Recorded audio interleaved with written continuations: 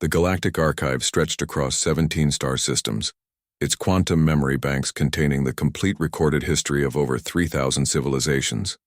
For millennia, it had stood as the ultimate repository of knowledge, overseen by the Council of Preservers, ancient beings who considered themselves the guardians of universal truth. Dr. Elena Vasquez materialized in the archive's central chamber, her holographic form flickering as the transport beam stabilized. Around her, towering crystalline structures hummed with contained information, each one holding the compressed essence of entire worlds. She had come here as Earth's representative, following disturbing reports that human history was being systematically altered. "Welcome, human," intoned Keeper Zarthul, his six-armed form gliding forward on magnetic fields. His species, the Vortai, had maintained the archive for over 50,000 years. "We understand you have concerns about our recent historical corrections." Elena's jaw tightened. "Corrections? You've deleted entire chapters of human achievement. The Renaissance, the space race, the terraforming wars, all gone. According to your records, humanity never invented faster-than-light travel. You've made us look like primitive cave dwellers who stumbled into space by accident." "We preserve only verified truths," Zarthul replied, his voice carrying the weight of absolute certainty. "Humanity's claims of innovation are exaggerated. Your species did not develop FTL technology. You discovered it in crashed Alzaki vessels. Your medical miracles were reverse-engineered from healer artifacts, your quantum computers, based on stolen Nexari designs. That's not... Furthermore," the Keeper continued, "your species' aggressive expansion threatens galactic stability. By adjusting your historical narrative, we encourage a more peaceful, humble human future. This is for the greater good." Elena felt rage building in her chest but forced herself to remain calm. She had expected this. The Council of Preservers had been subtly rewriting inconvenient histories for millennia, always with the justification of maintaining galactic peace. But they had underestimated humanity. "You're right about one thing," she said quietly. "We did find crashed ships. We did reverse-engineer alien technology." Her smile was cold as winter. "But that's not the whole story." She activated her personal data core, a device no larger than her thumb. Instantly, the chamber filled with holographic displays, star charts, technical schematics, and something that made Zarthul's four eyes widen in shock. Real-time feeds from across the galaxy. "While you've been busy erasing our past," Elena continued, "we've been writing our future. Did you really think we'd trust the only copies of our history to your archive?"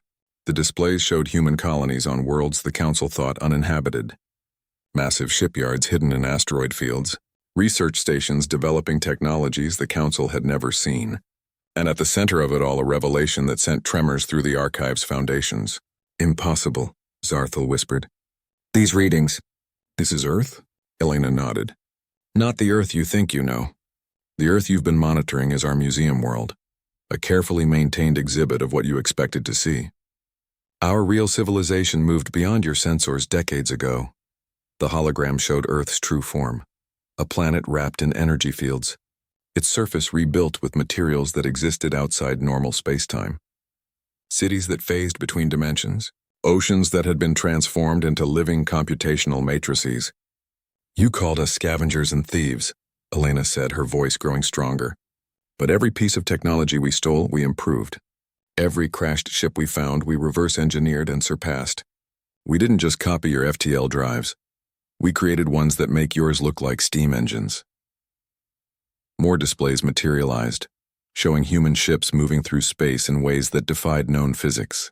They folded space, tunneled through dimensions, and seemed to exist in multiple locations simultaneously. "The Alzaki vessels we found? We traced them back to their homeworld and discovered why they crashed. They were fleeing from us, from exploratory probes we sent out 200 years ago. Your timeline is backwards, Keeper. We didn't find their technology. They found ours." Zarthul's form began to destabilize as the implications hit him. "The healer artifacts, prototypes from our biomedical division lost during early dimensional experiments. The Nexari quantum computers? Toys we built for our children, scattered across the galaxy when one of our research stations accidentally opened a temporal rift." Elena gestured, and the holographic displays merged into a single, devastating image. A map of the galaxy showing humanity's true reach. Not the few dozen systems the Council knew about, but thousands of worlds connected by technology so advanced it operated on principles the Council couldn't even perceive. You tried to make us small, Elena said, because the truth terrified you. Humanity didn't just stumble into space, we conquered it. We didn't just survive first contact with alien species, we inspired them, elevated them, and in some cases, created them. The Keeper's voice was barely a whisper. What do you want? Nothing from you, Elena replied. Your archive, your council, your entire civilization. You're living in the past while we've moved beyond your comprehension. But we're not vindictive. We'll let you keep your museum of dead histories. We'll even let you believe you still matter. She began to fade as her transport beam reactivated. But know this. Every species you've patronized, every civilization you've diminished in your records, they're not the children you think they are. They're our partners, our allies, our friends, and they remember everything you tried to erase. As Elena's form dissolved completely, her final words echoed through the archive. You tried to write us out of history. Instead, you taught us that the future is the only story that matters, and we're writing it in fire across the stars. The archive's quantum banks flickered, and for the first time in 50,000 years, Keeper Zarthal felt truly, utterly small.